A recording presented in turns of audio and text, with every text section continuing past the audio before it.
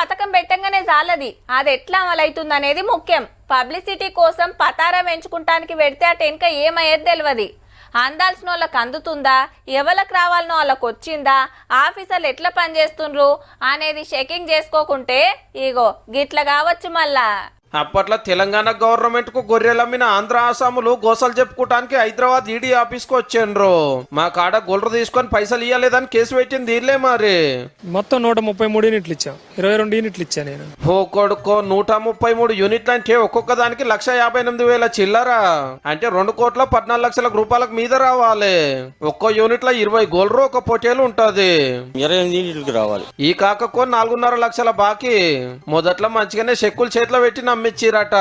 మళ్ళీ లోడ్ ఎత్తినాక లేలే మీ అకౌంట్లలోనే పైసలు పడతాయని పత్తాకు లేకుంటే ఆంధ్రాకి వెళ్ళి హైదరాబాద్ కు వచ్చి కేసు పెట్టిరు అన్నట్టు. మేము అక్కడికి వెళ్ళి వాళ్ళని అనగా మీకు వేయించిన వాళ్ళే కొట్టించుకున్నారాయా, మరి మీరు ఎవరి దగ్గర వేసారో మాకైతే తెలియదు అంటే ఇక్కడ ఈ గచ్చిబౌలిలో కొంచెం పిఎస్ గారి దగ్గర కేసు పెట్టడం జరిగింది సార్. అప్పటి నుంచి ఇప్పుడు 2 సంవత్సరాలు అయింది, అప్పటి నుంచి తిరుగుతున్నాం మేము. ఏడీ ఆఫీసర్లు వివరాలు తీసుకుని పంపిరట న్యాయం జరిగేటట్టు చూస్తామా అని. పాత గవర్నమెంట్ లో గొర్రెల స్కామ్ లెక్క 1000 కోట్లకు మీదనే ఉందటోళ్ళు. ఇక దళిత బంధు చూస్తే ట్రాక్టర్లు, వరి కోత మిషన్లు, డీసీఎంలు, ట్రాలీ ఆటోలు వంచిరు కదా, అవి 170 అమ్ముకున్నారట.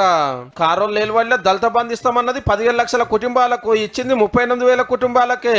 ఖర్చు పెడతామన్నది 1,70,000 కోట్లు, పెట్టింది ఉత్తమ 3,800 కోట్లే.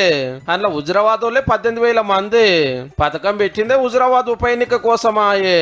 తతిమ 118 నియోజకవర్గాలలో 100 మంది లెక్క సెలెక్ట్ చేసిరు గాని మాకేది అని అందరు మలరవాడే వరకు చేతుల మీదకి లేవట్టేండ్రు. పోనీ అందినోళ్ళకన్నా అక్కడికి వచ్చిందా అంటే అప్పుడే అమ్ముకున్నారట. ఆ పథకం అట్లా, ఈ పథకం ఇట్లా 1000 కోట్లు పెట్టిన మటన్ ఇంకిత పిరమైంది, దళిత బంధు ఆగమయ్యింది.